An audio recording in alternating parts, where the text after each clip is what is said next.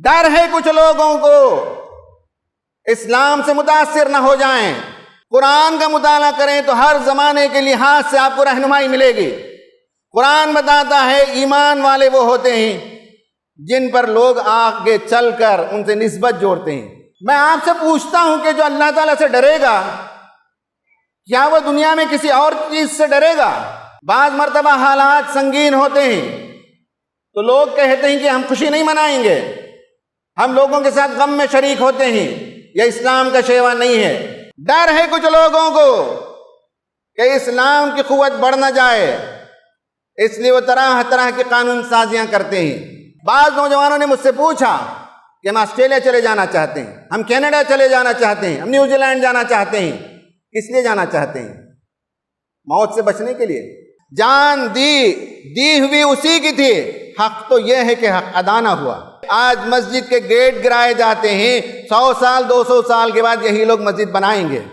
اللہ اکبر اللہ اکبر، لا الہ الا اللہ اللہ اکبر، اللہ اکبر وللہ الحمد، اللہ اکبر اللہ اکبر، لا الہ الا اللہ اللہ اکبر، اللہ اکبر وللہ الحمد، اللہ اکبر اللہ اکبر، لا الہ الا اللہ اللہ اکبر، اللہ اکبر وللہ الحمد، اللہ اکبر اللہ اکبر، لا الہ الا اللہ اللہ اکبر، اللہ اکبر وللہ الحمد، اللہ اکبر اللہ اکبر، لا الہ الا اللہ اللہ اکبر، اللہ اکبر وللہ الحمد۔ اللہ اکبر کہا جائے تو دونوں ہاتھوں کو کانوں تک اٹھائیں اور چھوڑ دیں، دوسری مرتبہ بھی اللہ اکبر پر ہاتھ اٹھائیں اور چھوڑ دیں، تیسری مرتبہ بھی ہاتھ اٹھائیں اور چھوڑ دیں۔ یہ 3 زائد تکبیرات ہو گئی۔ پھر رکوع کی تکبیر حضرت معمول جب امام اللہ اکبر کہے گا وہ رکوع میں چلے جائیں گے۔ آج ہماری عید ہے، آج یہ خوشی کا دن ہے، مسرت کا دن ہے، شادمانی کا دن ہے۔ دنیا میں دیگر قومیں عید مناتی ہیں تو ان کے اسباب باہر کی دنیا میں ہوتے ہیں، لیکن مسلمان جب عید مناتا ہے تو عید کی خوشی کا سبب اس کے اندر ہوتا ہے، چونکہ پورا 1 مہینہ اس نے ایک عظیم عبادت میں گزارا، روزے کی عبادت۔ آج اللہ کا دیا ہوا یہ خوشی کا دن ہے، یہ نعمت کا دن ہے، یہ عبادت کا دن ہے۔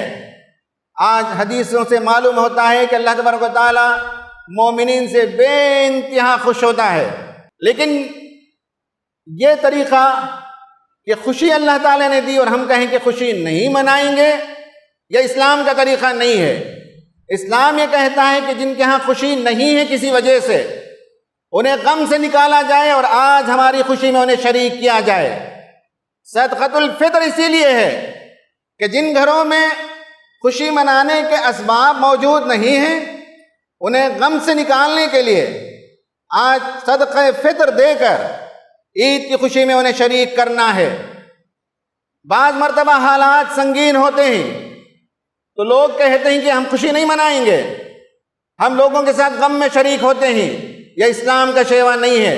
لوگوں کے ساتھ غم میں شریک نہیں ہونا ہے آج کے دن، غمگین لوگوں کو آج خوشی میں شریک کرنا ہے۔ یہ اسلام کی تعلیم اچھی طرح سے سمجھ لیجئے۔ رمضان کے اگر ہم سے پوچھیں 2 حاصل کیا ہیں تو 2 حاصل یہ ہیں کہ ایک تقوی ہے اور دوسرا قرآن ہے۔ دن میں روزہ رکھتے تھے، اس کا حاصل تقوی ہے، راتوں میں قرآن پڑھتے تھے، اس کا حاصل یہ ہے وہ بھی تقوی ہے، اور قرآن زندگی کی رہنما کتاب ہے۔ خواتین و حضرات، تقوی کا ایک معنی یہ ہے کہ اللہ سے ڈرنا۔ میں آپ سے پوچھتا ہوں کہ جو اللہ تعالیٰ سے ڈرے گا کیا وہ دنیا میں کسی اور چیز سے ڈرے گا؟ بالکل ممکن نہیں۔ جو خدا سے ڈرتا ہے وہ ساری دنیا سے نڈر ہوتا ہے۔ رمضان کا یہ حاصل ہے، رمضان کے جانے کے بعد بھی اگر ہم غلطی سے حالات سے متاثر ہو کر خوف کا شکار ہیں، ڈر کا شکار ہیں، تو اس کا مطلب یہ ہے کہ ابھی تقویٰ کی روح ہمارے اندر سرایت نہیں کر گئی ہے۔ ابھی میں نے جو نماز میں آیتیں تلاوت کی، اس میں بھی کہا گیا کہ جہنمیوں کی غذا زقوم، کانٹے دار پھل اور پیپ کا دھون، یہ جہنمیوں کی غذا ہے، ان کا کھانا اور پانی ہے۔ اسی طرح دنیا میں اقتدار کے جو بھوکے ہوتے ہیں، ان کے لیے ہیٹ اسپیچز، ڈس انفارمیشن اور مس انفارمیشن غذا کی حیثیت رکھتے ہیں۔ اسے کھائے بغیر وہ اقتدار پر نہیں رہ سکتے، مجبوری ہے جہنمیوں کی زقوم کا کھانا اور پیپ کا پینا۔ اسی طرح ہر حال میں اقتدار سے چمٹے رہنے والوں کی مجبوری ہے ہیٹ اسپیچز کے ذریعے سے اور ڈس انفارمیشن اور مس انفارمیشن کے ذریعے سے اقتدار پر قابض رہا جائے۔ خواتین و حضرات، مجھے یہ بتائیے کہ ڈرنے والوں سے کہیں ڈرا جاتا ہے؟ بھائی جو سائل ہوتا ہے، بھکاری، کہیں سائل سے کوئی سوال کرتا ہے، بھیک مانگتا ہے؟ نہیں مانگتا، حماقت ہے۔ سائل سے کوئی سوال نہیں کرتا۔ ڈرنے والوں سے کوئی ڈرتا ہے؟ حماقت ہے۔ ڈر کس کو تھا؟ مسلمان مکے میں مٹھی بھر تھے، انگلیوں میں گن سکتے تھے۔ ڈر مسلمانوں کو تھا یا ابو جہل کو تھا؟ رسول اللہ کو ڈر تھا یا ابو لہب کو ڈر تھا؟ ڈرنے والوں سے نہیں ڈرا جاتا ہے۔ آج بھی ایک چھوٹا سا ٹولہ ہے جسے ڈر ہے۔ اسلام کے اندر جو مساوات ہے، اسلامی تعلیمات کی جو سادگی ہے اور اسلامی تعلیمات کی فطرت سے ہم آہنگی ہے، یہ ایسی چیز ہے کہ اسے روکا نہیں جا سکتا۔ لوگ اس کی طرف کشاں کشاں چلے آ رہے ہیں۔ ڈر ہے کچھ لوگوں کو اسلام سے متاثر نہ ہو جائیں، ڈر ہے کچھ لوگوں کو کہ اسلام کی قوت بڑھ نہ جائے، اس لیے وہ طرح طرح کی قانون سازیاں کرتے ہیں۔ آج بھی لوگ اسلام کی طرف آنا چاہتے ہیں، خواہ وہ گڑگاؤں میں نماز کا ایشو ہو، خواہ وہ حجاب کا ایشو ہو، یہ تمام امور میں خیر کے پہلو نکل رہے ہیں۔ سنجیدہ لوگ مطالعہ کر رہے ہیں کہ نماز کیا ہے۔ اخبارات میں آپ نماز پر ایک بڑے آدھا پیج کا آرٹیکل لکھ نہیں سکتے۔ گڑگاؤں کے واقعات کے نتیجے میں دسیوں آرٹیکل ہندوستان کے بہت بڑے بڑے اخبار میں آ چکے۔ حجاب پر آپ عام دنوں میں آرٹیکل نہیں لکھ سکتے۔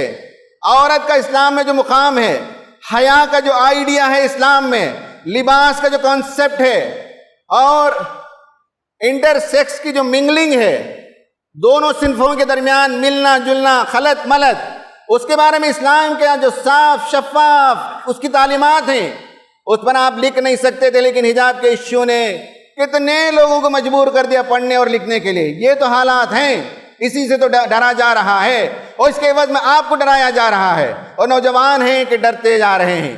بعض نوجوانوں نے مجھ سے پوچھا کہ ہم آسٹریلیا چلے جانا چاہتے ہیں، ہم کینیڈا چلے جانا چاہتے ہیں، ہم نیوزی لینڈ جانا چاہتے ہیں۔ کس لیے جانا چاہتے ہیں؟ موت سے بچنے کے لیے؟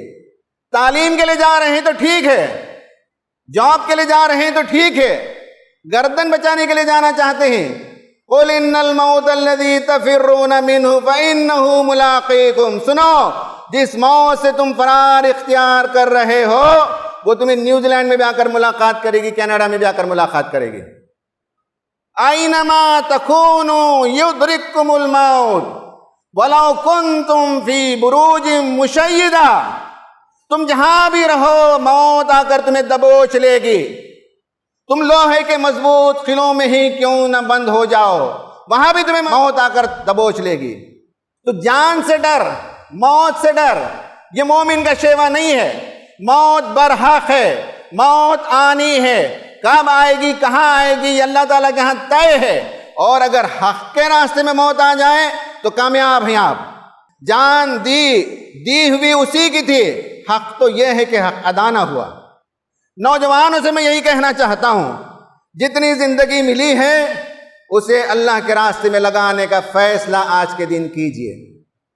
روزی روٹی کے لیے 7-8 گھنٹے آپ لگاتے ہیں، ٹھیک ہے، باقی اوقات کو آپ پرپسفل گزاریے، مطالعہ کریں، اچھی چیزیں لکھیں آپ سوشل میڈیا میں، بچوں کی تربیت کریں، بیوی سے محبت کریں، گھر والوں سے ملاقاتیں کریں، ہندوستان کے عام بھائیوں سے ملاقاتیں کریں، قرآن انہیں دیں، مطالعہ کرنے کے لیے لٹریچر دیں، ہو سکے تو مسجد کو لے کر آئیے۔ نمبر دوسری بات، قرآن میں نے کہا کہ اس رمضان کا حاصل ہے، قرآن اگر پڑھتے ہی تو ہر مرتبہ قرآن کوئی نیا انوکھا نکتہ آپ کے سامنے دیتا ہے، رہنمائی کرتا ہے۔ رمضان میں آپ نے سورہ کہف کا مطالعہ کیا ہوگا، سورہ کہف میں 4 واقعات بیان کیے گئے ہیں، چاروں واقعے میں دیوار کا ذکر ہے، کمپاؤنڈ کا ذکر ہے، 3 تو فزیکل بیریئر کمپاؤنڈ ہی دیواریں ہیں، اور ایک ویژول بیریئر، جیسے کھیتی میں اطراف سے درخت لگا دیے جاتے ہیں، وہ کمپاؤنڈ ہے لیکن اسے ہم ویژول بیریئر کہتے ہیں، فزیکل بیریئر نہیں۔ قرآن ہمیں بتاتا ہے کہ توحید کی دعوت کچھ نوجوانوں نے اپنے شہر میں عام کی، اس کے نتیجے میں مخالفت ہوئی، انہیں کہا گیا کہ تمہیں سنسار کر دیں گے، انہوں نے اپنی حد تک توحید کی دعوت کو عام کیا، اور اس کے بعد انہیں یہ سجھائی دیا کہ جا کر غار میں پناہ لے لیا جائے۔ 300 سال تک سو گئے، سولار کیلنڈر کے حساب سے، لونار کیلنڈر کے حساب سے 309 سال تک سو گئے، پھر اللہ تعالیٰ نے اٹھایا، پھر لوگوں کو معلوم ہوا کہ یہ اس زمانے کے نوجوان ہیں جنہوں نے توحید کی دعوت عام کی۔ اب لوگوں کے درمیان یہ تنازع ہوا کہ ہمارا رشتہ ان کے ساتھ ہے، رشتہ جوڑنے میں، نسبت جوڑنے میں، تعلق بنانے میں شرف محسوس کرتے ہیں کہ یہ نوجوان ہمارے خاندان کے ہیں، اور کہا کہ ہم ان کے قبر کے اطراف دیوار اٹھائیں گے، ہم مزار بنائیں گے، ہم مسجد بنائیں گے۔ نوجوانوں، دوستوں، میں کہتا ہوں کہ آج بھی یہ معجزہ صادر ہو سکتا ہے کہ آپ توحید کی دعوت کو عام کیجئے۔ آج مسجد کے گیٹ گرائے جاتے ہیں، 100 سال 200 سال کے بعد یہی لوگ مسجد بنائیں گے، آپ کے قبروں پر مسجد بنائیں گے، آپ کے یادگاریں بنائیں گے، اور کہیں گے کہ یہ رحمت ہے ہندوستان کے لیے۔ قرآن ہمیں نصیحت کرتا ہے، بتاتا ہے کہ نوجوان ہوں تو ایسے ہوں۔ دیوار کے بارے میں ایک اور دیوار کا ذکر ہے، وہ ہے حضرت موسیٰ علیہ السلام اور خضر۔ ایک بستی میں جاتے ہیں تو ایک دیوار ہے جو گری جا رہی ہے، اسے تھام لیا، اسے تعمیر کر دیا اس گھر کو، کیونکہ اس کے نیچے یتیموں کا مال رکھا ہوا تھا۔ یہ حضرت خضر فرشتہ ہیں، حضرت موسیٰ نبی ہیں۔ نبیوں والا کام یہ ہے کہ گرتی دیوار کو تھاما جائے، فرشتوں کا کام ہے کہ گرتی ہوئی دیواروں کو تھاما جائے، شیطانوں کا کام ہے کھڑی ہوئی دیوار کو گرا دیا جائے۔ قرآن ہمیں بتاتا ہے کہ دیوار گراتے نہیں، دیوار بناتے ہی مسلمان۔ ایک بادشاہ تھا ذوالقرنین۔ عادل بادشاہ وہ ہوتا ہے جس کے پاس لوگ آتے ہوں، اس کے دیوانے خاص میں آ کر اپنی شکایتیں پیش کرتے ہوں، اور بادشاہ اتنا فراخ دل ہو کہ ہفتے میں ایک مرتبہ لوگوں سے ملاقات کر لے، ایسا نہیں ہے۔ عادل بادشاہ وہ ہوتا ہے جو عوام کے درمیان جاتا ہے، عوام کے دکھ درد کو پہچانتا ہے، عوام کی تکلیف کو محسوس کرتا ہے۔ ذوالقرنین نے ایکسپیڈیشن کے ٹریول کیا، ایک دن ایسٹ کی طرف گیا، ایک مرتبہ ویسٹ کی طرف سفر کیا، ایک مرتبہ نارتھ کی طرف سفر کیا۔ وہاں لوگوں نے بتایا کہ یہاں فسادی آتے ہیں، قرآن نے کہا مفسدون، یہاں بلوائی آتے ہیں، یہاں رائٹرز آتے ہیں، بستی میں فساد مچاتے ہیں، گھروں کو گرا دیتے ہیں، مال لوٹ کر لے چلے جاتے ہیں۔ اے بادشاہ کوئی تحفظ کا کام کیجئے۔ تو بادشاہ نے ذوالقرنین نے کہا میں ایک دیوار بنا دیتا ہوں۔ فسادیوں کو روکنے کے لیے دیوار بنا دیا عادل بادشاہ ذوالقرنین نے۔ ظالم بادشاہ ہوتے ہیں دیواروں کو گراتے ہیں، فسادیوں کو موقع دیتے ہیں۔ قرآن کا مطالعہ کریں تو ہر زمانے کے لحاظ سے آپ کو رہنمائی ملے گی۔ قرآن بتاتا ہے ایمان والے وہ ہوتے ہیں جن پر لوگ آگے چل کر ان سے نسبت جوڑتے ہیں۔ تیسری اور آخری بات میں خواتین کو ایڈریس کروں گا۔ ہماری بہنیں، ہماری مائیں، ہماری بیٹیاں، یہ حالانکہ انسانیت کا آدھا ہیں، لیکن حقیقت یہ ہے کہ نصف بہتر ہیں، ہاف بیٹر ہیں۔ اس لیے کہ آئندہ نسلوں کی تقدیر ان کے ہاتھ میں ہے، آئندہ نسلوں کی تربیت ان کی گود میں ہے۔ یہ دیندار ہوں گی تو آئندہ نسلیں دیندار ہوں گی، یہ قرآن کے شیدائی ہوں گی تو آئندہ نسلیں قرآن کے شیدائی ہوں گے۔ یہ اگر اسلام سے وابستہ ہو تو آئندہ نسلیں اسلام سے وابستہ ہوں گی۔ میری ماؤں سے، بہنوں سے، بیٹیوں سے میں درخواست کرنا چاہوں گا کہ ہم تو کم از کم اللہ تعالیٰ کے پاس 8 گھنٹے کا حساب تھوڑا سا آسانی سے دے کر نکل جائیں گے، اس لیے کہ ہم جاب میں لگے ہوئے ہیں۔ خواتین کے پاس گھریلو کام کاج کے علاوہ جو وقت بچتا ہے، دن میں 12 گھنٹے، 14 گھنٹے، 10 گھنٹے، اس کا حساب ان کو دینا ہے۔ ہمارے جو 10، 12، 14 گھنٹے ہوتے ہیں اس کا حساب دیں گے تو اس میں 8 گھنٹے تو جاب کے نکل گئے۔ اب آپ کو 10، 12 جو گھنٹے نکلتے ہیں اس میں وقت کہاں صرف ہوتا ہے؟ وقت اگر باتوں میں، وقت اگر سوشل میڈیا میں، وقت اگر غیبت میں، وقت اگر سیریلز اور سنیما میں گزرتا ہے تو اس کا حساب کتاب دینا ہوگا، کٹھن حساب کتاب ہوگا۔ خواتین کے لیے بہت ضروری ہے کہ آئندہ نسلوں کا خیال کرتے ہوئے انہیں سنجیدہ ہونا پڑے گا۔ مردوں کے لیے جمعے کے خطبے ہوتے ہیں، وہاں دین کی باتیں سن لیتے ہیں۔ مردوں کے لیے میلاد کی مجلسیں ہوتی ہیں، مردوں کے لیے کچھ اور سیشنز ہوتے ہیں، خواتین کے لیے کچھ نہیں ہوتا، ہمارے ہاں انتظام نہیں ہے۔ میں خواتین سے چاہوں گا کہ وہ اجتماعیت سے وابستہ ہوں، چھوٹی چھوٹی جماعتیں بنائیں، چھوٹے چھوٹے گروپس بنائیں، قرآن کا مطالعہ کریں جیسے کہ رمضان میں وہ کیا کرتی تھیں، اجتماعات کریں، دین سے واقفیت حاصل کریں۔ اور خواتین کے لیے بہت ضروری سبق ہے پیرنٹنگ، بچوں کی تربیت۔ ہمارے ماں باپ کے لیے اتنا بڑا چیلنج نہیں تھا، وہ زمانہ اتنا پرفتن نہیں تھا، آج پرفتن زمانہ ہے۔ آج ہمیں اپنے بچوں کی تربیت کے لیے بڑے چیلنجز ہیں، اور ان چیلنجز کا مقابلہ اس وقت کر سکتی ہیں ہماری مائیں، بہنیں، بیٹیاں جب انہیں پیرنٹنگ کا گر معلوم ہو، پیرنٹنگ کا اسکل معلوم ہو، کیسے فن پرورش کو سیکھیں اور جانیں کہ بچوں کی تربیت کیسے کی جاتی ہے۔ اور اگر بچوں کی صحیح تربیت کر لیں گے تو امت کا بیڑا پار ہے، امت کا مستقبل روشن ہے۔ اگر ہماری عورتیں اپنا وقت ضائع کرتی ہیں تو یہ لکھ لیجئے کہ ہماری امت کا مستقبل تاریک ہے۔ خواتین و حضرات، میں اپنی گفتگو ختم کر چکا۔ میں نے نوجوانوں کو بھی ایڈریس کیا اور میں نے بتایا کہ قرآن ہمیں تعلیم دیتا ہے فَلَا تَخْشَوْهُمْ وَاخْشَوْنِي، ان سے نہ ڈرو، مجھ سے ڈرو۔ اور جو خدا سے ڈرے گا وہ کسی سے نہیں ڈرے گا۔ خدا سے جو محبت کرے گا وہ سارے بندوں سے محبت کرے گا، کسی سے نفرت نہیں کرے گا۔ میں نے آپ کو بتایا کہ قرآن ہماری رہنمائی کرتا ہے اور ہمیں اچھے کردار کا حامل انسان بننے کی تعلیم دیتا ہے۔ میں نے بتایا کہ عورتوں کے ہاتھ میں امت کا مستقبل ہے، وہ انشاءاللہ اگر لکھیں گی تو ایک شاندار مستقبل لکھ سکیں گی۔ یہ وہ باتیں ہیں آج عید کے لیے جو میں اپنے دوستوں، نوجوانوں اور خواتین کے سامنے پیش کرنا چاہ رہا تھا۔ اللہ تعالیٰ سے دعا ہے کہ اللہ تعالیٰ ہمیں آنے والے 1 سال میں رمضان سے جو کچھ حاصل کیا اسے اپلائی کرنے کی توفیق عطا فرمائے۔